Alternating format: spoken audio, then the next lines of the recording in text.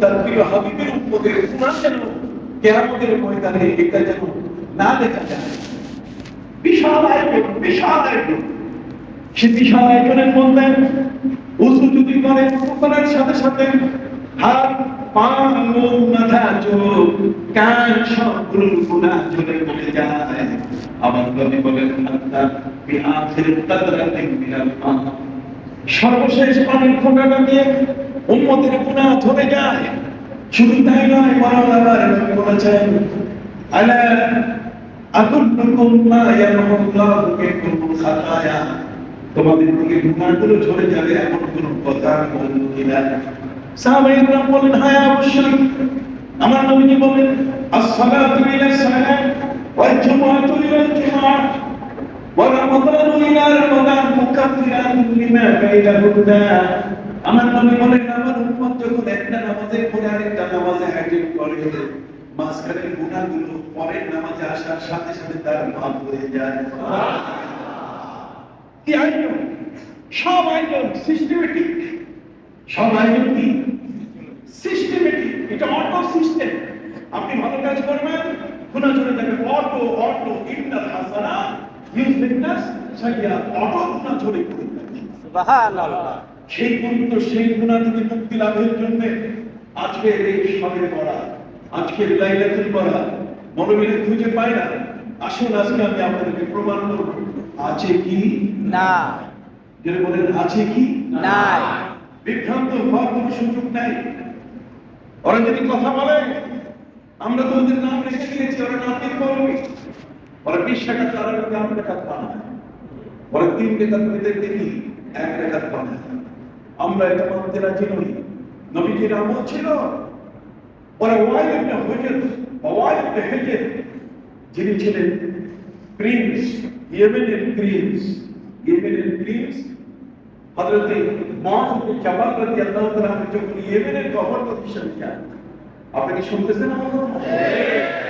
হযরত মুআয ইবনে জাবাল রাদিয়াল্লাহু তাআলা যখন ইয়েমেনের গভর্নর করে পাঠানো হয়, হযরত মুআয ইবনে জাবাল ইয়েমেনের যিনি গভর্নর ছিলেন, ইয়েমেনের শাসক যিনি ছিলেন, তার সন্তান প্রিন্স, সে তাআলাতে মুসলমান হয়ে যায়। সুবহানাল্লাহ। যাকে আমাকে ইউসুফ আসলাম আসায় শেখা। তখন হযরত মুআয ইবনে জাবাল তিনি বলছেন যে নবীজি তিনি হায়াতুন নবী, তিনি এখনো আছেন, তিনি মদিনায় আছেন, পারলে সফর করে তার কাছে মাসলা আপনি জেনে আসেন। যখন এই প্রিন্স ইয়েমেন থেকে নবীজির কাছে যখন আসতেছিল, আমার নবী সাল্লাল্লাহু আলাইহি ওয়াসাল্লাম এই প্রিন্সকে সম্বর্ধনা দেওয়ার জন্য তিনি সানিয়াতুল বেদা পর্যন্ত চলে গেছেন। সুবহানাল্লাহ। দেখছেন নবী কত উদার। আমরা তো ঘরের থেকে পাও বাইর করি না, মেহমান আসলে ঘরের থেকে সালাম। কিন্তু আমার নবী সাল্লাল্লাহু আলাইহি ওয়াসাল্লামের কাছে ইয়েমেনের প্রিন্স আসতেছে, মুসলমান হয়েছে, যার নাম হলো ওয়াইল ইবনে হাজার। আমার নবী সাল্লাল্লাহু আলাইহি ওয়াসাল্লামের কাছে সাহাবায়ে কেরাম বলেন হুজুর, রাষ্ট্রের প্রিন্স আসতেছে, আমরা তো প্রিন্সকে দেখি নাই, আমরা কি আপনার সঙ্গী হতে পারি? নবীজি বলেন অবশ্যই সঙ্গী হও। তাদেরকে নিয়ে তিনি সানিয়াতুল বেদায় নিলেন। সানিয়াতুল বেদা এটা হচ্ছে কুবা আর জুমা মসজিদের মাঝখানে। কুবা এবং জুমা মসজিদের মাঝখানে সানিয়াতুল বেদা শব্দের অর্থ হচ্ছে মদিনার ফটক, মদিনা গেট। এখান থেকে মেহমান বিদায় দেয়, এখান থেকে মেহমানকে রিসিভ করা হয়। নতুন মেহমান এখানে এই ফটক দিয়ে মদিনায় ঢোকে। আর কোন মেহমানকে যদি কেউ বিদায় দেয়, তাহলে এখান থেকে তাকে কি বিদায়, বাই বাই, এখান থেকে তাকে বিদায় দেওয়া হয়। এই জন্য নবী করিম সাল্লাল্লাহু আলাইহি ওয়াসাল্লামের ব্যাপারে মদিনার ইহুদিরা তারা সতর্ক ছিল যে মুহাম্মদ সাল্লাল্লাহু আলাইহি ওয়াসাল্লাম অন্য কোনো চড়াই পথে তিনি ঢুকেন কিনা মদিনায়। কিন্তু না, নবীজি সানিয়াতুল বেদা দিয়ে ঢুকছেন। আর সানিয়াতুল বেদায় আমার নবীর গলায় মালা পরাবার জন্য ছোট্ট শিশুরা বলা শুরু করলো, বালাল বাদরু আলাইনা মিন সানিয়াতিল বেদা ওয়াজাবা শুকরু আলাইনা মাদাআতিল্লাহিতা। 18 লাইনের কবিতা রচনা করে সানিয়াতুল বেদায় নবী সিংহের মতো মদিনায় প্রবেশ করলেন। সুবহানাল্লাহ। সম্মানিত সুধী, সেই সানিয়াতুল বেদায় আমার নবী ইয়েমেনের প্রিন্সকে তিনি সেখানে রিসিভ করলেন। তাকে সেখানে তিনি সম্বর্ধনা দিয়ে অভ্যর্থনা জানালেন। অভ্যর্থনা দিয়ে তাকে যখন নিয়ে আসা হলো, তিনি নবীজির কাছে 20 দিন ছিলেন, 20 দিন ছিলেন। এই 20 দিনে নবী করিম সাল্লাল্লাহু আলাইহি ওয়াসাল্লাম আবু বকর সিদ্দিক রাদিয়াল্লাহু তাআলা জায়গায়, নামাজের জায়গায় তাকে দাঁড় করিয়ে নামাজ শিখাই দিলেন। এই নামাজ শিখাতে শিখাতে কখনো কখনো, যেহেতু নতুন মুসলমান, এই জন্য তিনি কখনো কেরাতে চলে পড়ছেন। নবীজি বলছেন যে আলহামদুলিল্লাহি রাব্বিল আলামিন। দিনের বেলা কেরাতে জোরে পড়ছেন এই কারণে, যাতে ওই প্রিন্স ওই কেরাত কি করতে হবে এটা যেন শিখতে পারে। এটা ছিল তার জন্য তালিম। এটা উম্মতের জন্য মাসালা ওইভাবে ছিল না। কথা বুঝতে পারছেন? এটা ছিল একটা নতুন আগন্তুক মানুষকে শিক্ষা দেওয়া। এই নামাজি যারা, তারা সকল বিষয়ে হাদিস বর্ণনা করে, ওয়াইল নবজলে এই প্রিন্সের হাদিস বর্ণনা করে। প্রিন্সের হাদিস আমরা গ্রহণ করব না, আমরা গ্রহণ করব ফকিহুল উম্মাহ হযরত আব্দুল্লাহ ইবনে মাসউদ রাদিয়াল্লাহু তাআলা আনহু হাদিস। কথা বুঝতে পারছেন? তিনি হলেন স্বীকৃত নবীর সাহাবীদের মধ্যে সবচেয়ে বড় ফকিহ। তিনি শাস্ত্রবিদ, ফিকহাবিদ, তিনি আমাদের মাসলা মাসাইলের পণ্ডিত। যাই হোক, আমি আপনাদের খেদমতে যেটা বলতেছিলাম সেটা হলো আজকের এই রাত হলো বরাতের রাত। কিসের রাত? বরাতের রাত। তাফসীরে কুরতুবী আপনি খুলে দেখেন। তাফসীরে কুরতুবী খুলে দেখলে আপনি দেখবেন সূরা দুখানের তাফসীরের মধ্যে সেখানে লেখা হয়েছে হামিম ওয়াল কিতাবিল মুবিন ইন্না আনজালনা ফি লাইলাতিন মুবারাকাহ। আল্লাহ বলেন, আমি কোরআন নাযিল করেছি বরকতময় রাতে। এখন এই বরকতময় রাতটাকে নিয়ে ঝগড়া শুরু হয়ে গেছে। আমি একটু খোলা বলি না, যাতে আপনাদের সিদ্ধান্ত নিতে সুবিধা হয়। কথা বুঝতে পারছেন? জি। নিজেদের তো একটা সিদ্ধান্ত নেবেন। আমি বলে দিলাম আর আপনি সব সমর্থন করলেন তা নয়। আপনার সিদ্ধান্ত নেওয়ার বিষয় আছে। সম্মানিত সুধী, পবিত্র কোরআন মজিদে আল্লাহ তাআলা দুই জায়গায় এই শব্দগুলো বলেছেন। এক জায়গায় তিনি বললেন ইন্না আরসালনাহু ফি লাইলাতিন মুবারাকাহ। আরেক জায়গায় আল্লাহ বললেন ইন্না আরসালনাহু ফি লাইলাতিল কদর। আমি কোরআন নাযিল করেছি লাইলাতুল কদরে। এটা সূরা কদর। আর সূরা দুখানের মধ্যে আল্লাহ কোরআন বলেন আমি এটা নাযিল করেছি বরকতময় রাতে। এই দুইটাকে গোলায় ফেলছে কিছু মানুষ। তারা বলছে কদরের রাত আর বরাতের রাত। এই বরাতের রাত বলতে গেলে কিছু নাই, এটা কদরের রাত। আসলে বিষয়টা এমন নয়। কথা বুঝতে পারছেন? জি। কোরআন নাযিল করেছেন আল্লাহ তাআলা বরকতময় রাতে। কোরআন তিনি নাযিল করেছেন কদরের রাতে। তার অর্থ কি? তার অর্থ হচ্ছে লোহে মাহফুজ থেকে প্রথম আসমানে আল্লাহ কোরআন নাযিল করেছেন বরাতের রাতে। সুবহানাল্লাহ। কিসের রাতে? বরাতের রাতে। বরাতের রাতে কোরআন নাযিল করেছেন প্রথম আসমানে। আর প্রথম আসমান থেকে এই জমিনের মধ্যে তিনি কোরআন নাযিল করেছেন কদরের রাতে। ইন্না আরসালনাহু ফি লাইলাতিল কদর। সুবহানাল্লাহ। এই দুইটা ব্যবহারের জায়গা আমরা পেয়ে গেলাম দুইটা। কি বলেন? একটা হচ্ছে যে লোহে মাহফুজ থেকে বরাতের রাত। এখন আসে এই বরাত বলতে গেলে কাকে বোঝায়? বরাতের বিষয়টি কি জিনিস আমি আপনাদেরকে এর আগে বলবার চেষ্টা করেছি যে যুগ, নবীর যুগের সাথে পৃথিবীর কোন যুগের তুলনা হবে না। এই জন্য as-sabiquna al-awwalun মিনাল মুহাজিরিন ওয়াল আনসার, যারা পূর্বে নবীর সঙ্গী হয়েছেন তারা নবীর সোনালী যুগ পেয়েছেন। অতএব কোন সাহাবীর সমালোচনা করার কোন সুযোগ নাই। আপনি বুঝতে পারছেন? এটার নাম হলো আকীদা। আকীদা এভাবে তৈরি হয়, বিশ্বাস এভাবে তৈরি হয় যে তারা নবীর সমান সোনালী যুগ পেয়েছে। আর সোনালী যুগ যে মানুষটা পেয়েছে নবীর সংস্পর্শে আসার কারণে তাদের জীবনগুলো এমন পবিত্র হয়েছিল যে তারা হাতের তালুতে গুনাহগুলো দেখতে পেতেন। সাহাবীরা হাতের তালুতে তারা গুনাহ দেখতে পেতেন। আর সাহাবী কেন? খায়রুত তাবিঈন ইমাম আবু হানিফা রাহমাতুল্লাহি আলাইহি নদীর পাশে যখন তাকে উযু করানোর জন্য বসানো হলো, তখন ইমাম আবু হানিফা রাহমাতুল্লাহি আলাইহি বললেন, হাব্বিল মাকালাতি মিন হিনা, তোমরা কি জায়গা থেকে সরাই অন্য জায়গায় উযু করাও। সাথীরা জিজ্ঞাসা করলেন, হুজুর কারণ কি? উনি বললেন যে পানির উপরে আমি গুনাহ ভাসতে দেখতেছি। সুবহানাল্লাহ। নবীর যুগে সাহাবায়ে কেরাম হাতের তালুতে কি দেখতে পেতেন? গুনাহ। গুনাহ দেখতে পেতেন। তার মানে নবী তাদেরকে এমন ভাবে গুনাহ চিনাই দিয়েছেন যে গুনাহগুলো চিনার কারণে নবীজি সাল্লাল্লাহু আলাইহি ওয়াসাল্লাম তার কাছে সাহাবী উপস্থিত হয়ে বলছে, ইয়া রাসূলুল্লাহ আসাবতু হাদ্দান ফাআকিম ফি কিতাবাল্লাহ। হে রাসূল, আপনি আমাকে শাস্তি দেন, আল্লাহর বিধান অনুযায়ী শাস্তি দেন। নবীজি তার কথা শুনলেন না। হযরত বিলাল আযান দিয়ে দিলেন, ইকামত হলো। নবীজি ইমামতি করলেন।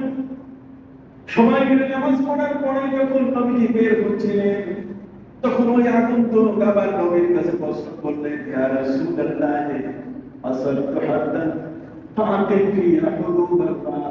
আল্লাহর বিচার আপনি প্রয়োগ করুন, আইন প্রয়োগ করুন। দেখেন, নিজের অপরাধ চোখে দেখে নবীর কাছে এসে বলছে, আপনি আমাকে শাস্তি দিন। একটা মানুষ কখন শাস্তি চায়?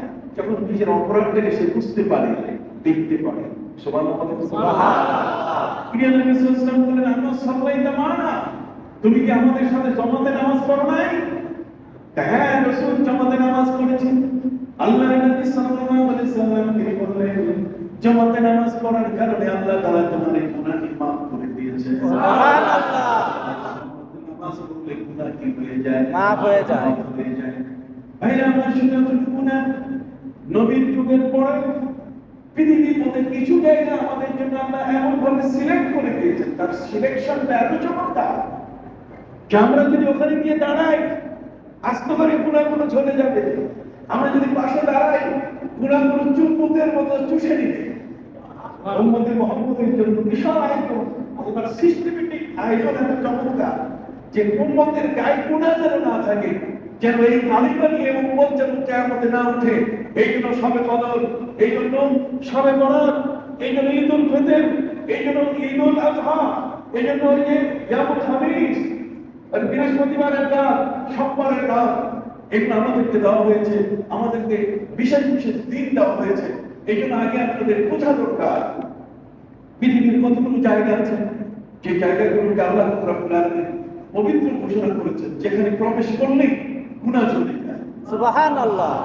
আসল পবিত্র কোরআন মজিদে আল্লাহ বলেন, ইয়া কওমি দুখুলুল আরদাল মুকদ্দাসাতাল্লাতী কাতাবাল্লাহু লাকুম। হযরত নবী মুসা আলাইহিস সালাম তিনি বললেন, হে আমার সম্প্রদায়, তোমরা পৃথিবীর একটা ভূখণ্ড আছে, যে ভূখণ্ডটাকে আল্লাহ মুকদ্দাস বানিয়েছেন, পবিত্র বানিয়েছেন। এই ভূখণ্ডটার ভিতরে তোমরা প্রবেশ করো, তোমাদের জন্য কল্যাণ হবে। আর সেই ভূখণ্ডটি হলো বর্তমান ফিলিস্তিন। বর্তমান কি? ফিলিস্তিন। এটাকে কোরআনে বলা হয়েছে আরদে মুকদ্দাসা। সুবহানাল্লাহ বলুন। সুবহানাল্লাহ। ঠিক অনুরূপভাবে আপনি কাবা ঘরের চতুর্দিকে একদিকে 7 কিলোমিটার, আর এদিকে 6 কিলোমিটার, আরাফাতের দিকে 9 কিলোমিটার, আর জেদ্দার দিকে 23 কিলোমিটার। এই পুরাটা হলো হরম। পুরাটা কি? হরম। আল্লাহ বলে দিয়েছেন, মান দাখালাহু কানা আমিনা। সুবহানাল্লাহ।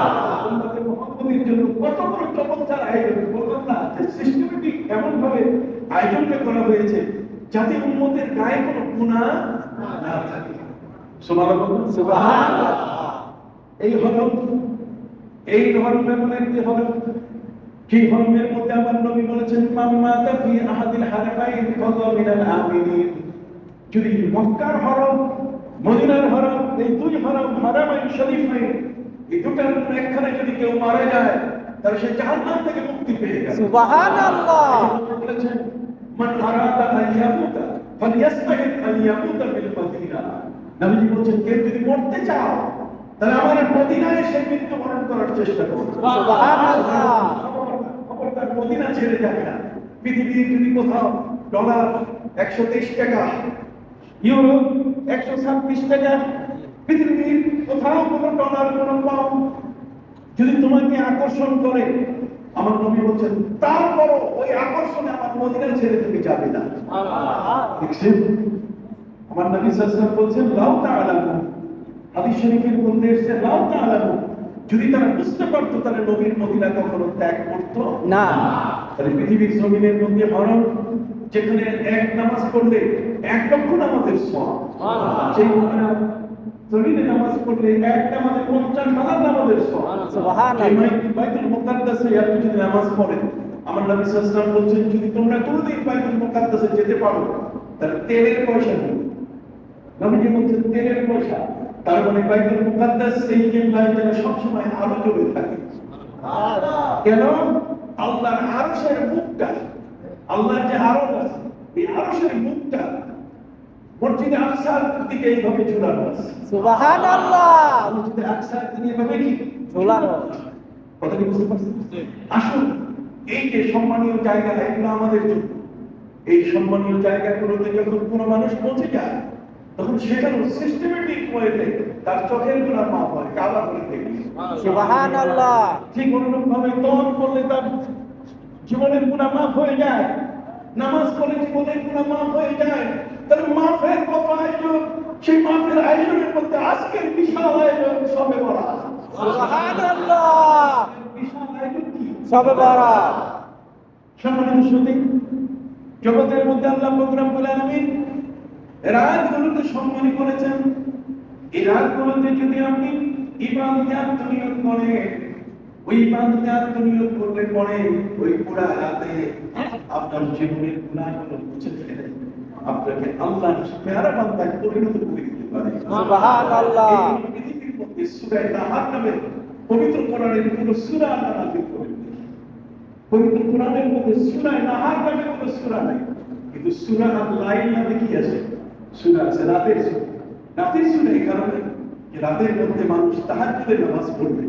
রাতের মধ্যে ওয়াল্লাযীনা ইয়াবিতুনা লিরাব্বিহিম সুজদান ওয়া কিয়ামা, রাতের বেলায় আল্লাহর প্রিয় বান্দারা এরা সিজদায় করে আল্লাহকে ডাকবে। রাত হলো নিরিবিলি আল্লাহকে ডাকার সময়। সুবহানাল্লাহ বলেন। সুবহানাল্লাহ। দিন হচ্ছে সব সময় একটা মানুষ বিজি থাকে, একটা মানুষ সবসময় বিজি থাকে। দিনে তার সন্তানকে নিয়ে যেতে হয় স্কুলে, মাদ্রাসায়, তাকে কাজ করতে হয় অফিস আদালতে, নানা দায়িত্ব পালন করতে হয়। কিন্তু রাতের বেলায় যখন তারা ঘরে ফিরে আসে, তখন আশেক আর মাসুকের খেলা শুরু হয়ে যায় ঘরের মধ্যে। সুবহানাল্লাহ। তখন তারা জামা জুনুবুহু আনিল মাদাজি ইয়াদউনা রাব্বাহুম খাওফান ওয়া তামাআ। রাতের বেলায় যখন সে বিছানায় ঘরে ঢুকে পড়ে, তখন ওই বিছানা তাকে আকর্ষণ করতে পারে না। সুবহানাল্লাহ। সুবহানাল্লাহ। আল্লাহ বলেন তাতাজাফা জুনুবুহুম আনিল মাদাজি ইয়াদউনা রাব্বাহুম খাওফান ওয়া তামাআ। সুবহানাল্লাহ বলেন। সুবহানাল্লাহ। রাতের গভীরে আল্লাহর এমন প্রিয় বান্দা আছে, যে প্রিয় বান্দারা বিছানার সাথে নিজের দেহকে তারা মিশায় না, বরং তারা রুকুতে দাঁড়ায়। আল্লাহ বলেন ফাসাব্বিহ বিহামদি রাব্বিকা ওয়া কুন মিনাস সাজিদিন। তুমি আল্লাহর তাসবিহ করতে করতে তুমি সিজদাকারীদের মতো সিজদায় পড়ে সুবহান রাব্বিয়াল আলা, সুবহান রাব্বিয়াল আলা করতে থাকো। দেখুন তোমার মালিক তোমার এই সিজদাটা তার কদমে গ্রহণ করে তোমার জীবনের সমস্ত গুনাহ তিনি মাফ করে দেন। সুবহানাল্লাহ। কথা বুঝতে পারছেন? এই জন্য পবিত্র কোরআনে আল্লাহ বলছেন ফাসাব্বিহ বিহামদি রাব্বিকা ওয়া কুন মিনাস সাজিদিন। তুমি সিজদাকারীদের মধ্যে নিজেকে অন্তর্ভুক্ত করার চেষ্টা করো। তুমি যদি জীবনে ভালো কাজ এগুলো যদি তুমি বেছে নিতে পারো, আল্লাহ বলে দিলেন পবিত্র কোরআন মজিদে ইয়াতাকুনু সালিহিনা ফাইন্নাহু কানা লিল আওয়াবিনা গফুরা।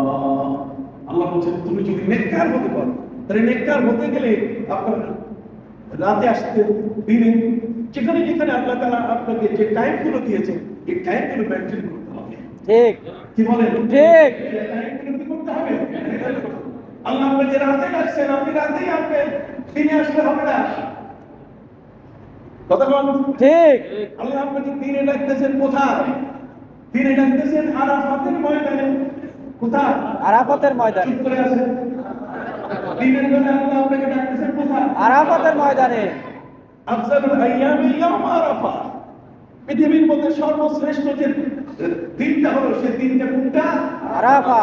আরাফাতের সুবহানাল্লাহ বলেন। সুবহানাল্লাহ। আপনি আরাফাতের দিনে আল্লাহকে ডাকবেন, ঠিক অনুরূপভাবে ঈদুল ফিতর, ঈদুল আজহার দিনগুলোতে আল্লাহকে ডাকবেন। শুধু তাই নয়, বরং রাতের মধ্যে কখন ডাকবেন তাও আল্লাহ কোরআনে বলে দিয়েছেন, ওয়াল ফাজরি ওয়া লায়ালিন আশর ওয়াশ-শাফঈ ওয়াল ওয়তর। সুবহানাল্লাহ। সুবহানাল্লাহ। ফজরের সময় আপনি আল্লাহকে ডাকবেন, ফজরের সেই মোক্ষম টাইমটাতে সব মানুষ ঘুমাই থাকে আর আপনি আল্লাহকে ডাকা শুরু করেছেন। সুবহানাল্লাহ। এখানে আমার নবী বলেছেন, মান সাল্লা বারদাইন দাখালাল জান্নাহ। যে ব্যক্তি ফজর এবং আসরের নামাজ পড়ে সে জান্নাতে প্রবেশ করবে। সত্য একজন আলেম আমাদের মধ্যে বিচরণ শুরু করেছে। কিছুদিন চোখের আড়াল ছিল, ওই লোকটা বের হয়ে পড়া শুরু করেছে যে আমি কোরআনেও পাইনি, হাদিসেও পাইনি, নামাজ পড়লে জান্নাতে যাবে। আপনি বুঝতে পারছেন কত বড় প্রতারক, কত বড় জাহেল, কত বড় মূর্খ, কত বড় দুষ্ট প্রকৃতি। ইমানদার ব্যক্তির নামাজের মতো গুরুত্বপূর্ণ 82 জায়গায় যেখানে কোরআনে নামাজের কথা বলা হয়েছে, ওয়া আকিমিস সালাতা লিযিকরি, নামাজ হচ্ছে আল্লাহর স্মরণের ইবাদত, আর স্মরণের ইবাদত করলে আল্লাহকে পাওয়া যাবে না। সে বলছে আমি বুখারীতেও পাইনি, মুসলিমও পাইনি, অথচ সহিহ বুখারী মুসলিমের হাদিস, মান সাল্লাল ফারদাইন, যে ব্যক্তি ফজর এবং আসরের নামাজ পড়বে সে জান্নাতে প্রবেশ করবে। সুবহানাল্লাহ। সবার নাম শোনা যাবে না। ফানজুরু আম্মান তা'খুযুনা দীনাকুম, তুমি ধর্ম শিখতে যার কাছে যে তোমাকে ধর্ম দিতে পারে। কথা বুঝেন? আজ আমাদের মধ্যে কিছু এই ধরনের যাদের অন্তরগুলো নষ্ট হয়েছে, যাদের অন্তরগুলো কি নষ্ট হয়েছে, যাদের অন্তরগুলোর মধ্যে তাকাব্বুরি শুরু হয়েছে। কথা বুঝতে পারছেন? এই সমস্ত ব্যক্তিরা কেবল এমন কথাগুলো বলে থাকে। এই জন্য আপনাদের মধ্যে আলোচনা করতে চাই, রাতের বেলায় আল্লাহ তার বন্ধুর সাথে মেরাজের ঘটনা ঘটালেন। সুবহানাল্লাহ। আব্দিহি লাইলা, রাতের একটি মুহূর্ত, দিনের বেলায় নয়, রাতের বেলায় তিনি তার বন্ধুর সাথে মিলিত হলেন।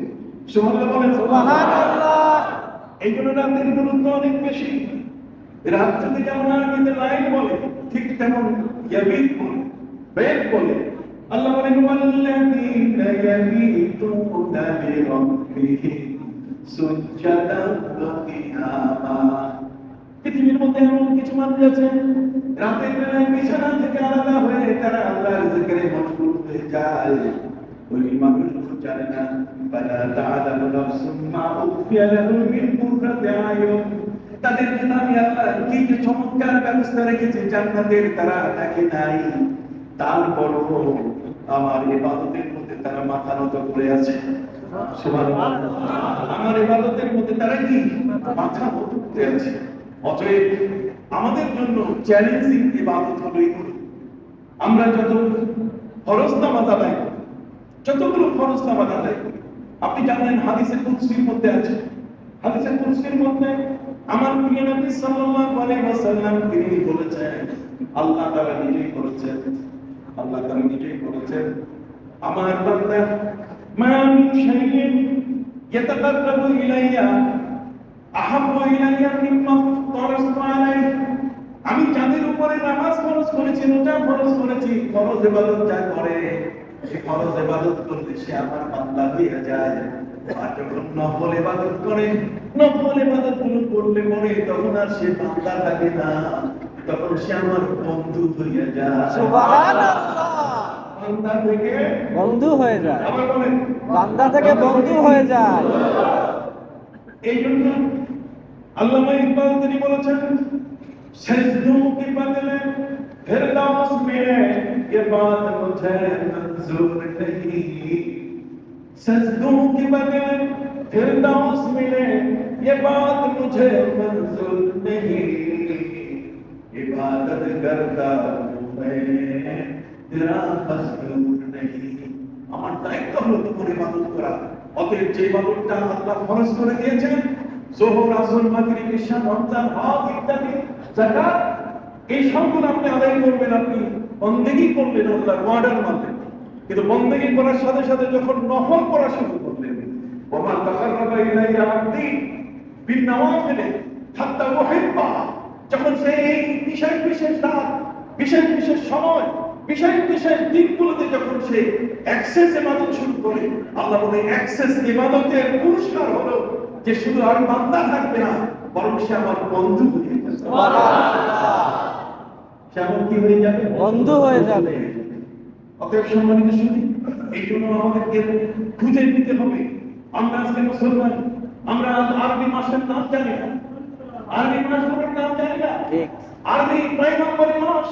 আরবি হচ্ছে ইবাদতের মাস। ইবাদতের মাসগুলো আমরা যার নাম জানি না। আমরা জানুয়ারি ফেব্রুয়ারি যতটুকু চিনি, আমরা বৈশাখ জ্যৈষ্ঠ আষাঢ় শ্রাবণ যতটুকু আমরা বুঝি, আমরা কিন্তু ওই মুহররম সফর রবিউল আউয়াল রবিউল সানি ইবাদতের মাসগুলোকে আমরা সেভাবে চিনি না। ইবাদতের মাসগুলো এখানে দেওয়া হয়েছে। ইন্না ইদ্দাতাশ শুহুরি ইনদাল্লাহি ইসনা আশারা শাহরান ফী কিতাবিল্লাহ ইয়াওমা খালাকাস সামাওয়াতি ওয়াল আরদ মিনহা আরবাআতুন হুরুম। আল্লাহ বলেন 12 মাসে আমি বছর দিয়েছি। এই 12 মাসের বছর পৃথিবীতে কোথাও কোনো দেশ আজ পর্যন্ত পরিবর্তন করতে পারেনি।